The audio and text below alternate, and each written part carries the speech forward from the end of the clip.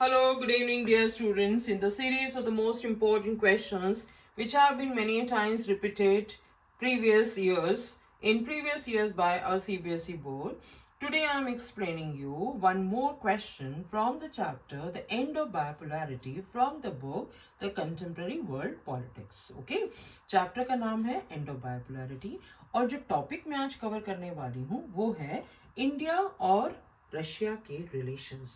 India और Russia के relations पहले हम क्या कहते थे 1991 तक Indo Soviet union relation, that means India के रिलेशन सोवियत यूनियन के साथ। बट अब जब हम इस पॉइंट को इस चैप्टर में डिस्कस कर रहे हैं, डिसइंटीग्रेशन हो चुका है India and Russia, how they have maintain, how they are continuing the relations with each other, right? Here Indo-Russian relations. Okay, Indo-Russian relations को जो है, अगर हमें basically what I say always to my students here, अगर आपको जो है किसी भी कंट्री के साथ में रिलेशंस डिस्कस करने हैं तो हमें जो है इन 4 पॉइंट्स को अपने माइंड में हमेशा लेके रखना होता है।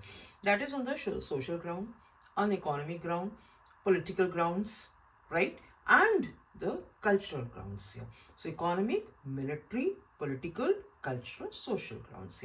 तो इन सारे एस्पेक्ट्स को जो है हमें अपने पॉलिसीज में, अपनी फॉरेन पॉलिसी में इंक्लूड करना पड़ता है, right? Here so in continuation to this answer, how we are going to write, how we are going to add these points with the help of book in case there is a question Indo-Russian relations here. Okay, अगर आप अपनी book पे ध्यान देंगे तो आपको सबसे पहला जो पॉइंट आपको दिखाई देगा, that is history, the important aspect of India's foreign policy.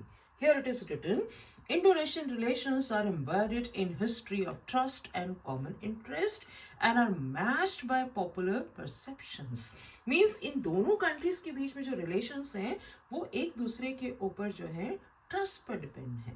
हम एक दूसरे को बहुत ट्रस्ट करते हैं। ओके, और इसके साथ साथ अगर हम जो है पीछे हिस्ट्री की तरफ जाते हैं तो हम ये देखते हैं कि जब हमारे फर्स्ट प्राइम मिनिस्टर बने, since our first prime minister Pandit Nehru till now, हमने जो है अपनी पॉलिसी को कंटिन्यू रखा है। हमने अपने रिलेशंस को रशिया के साथ में अच्छे से मेंटेन रखा हुआ है।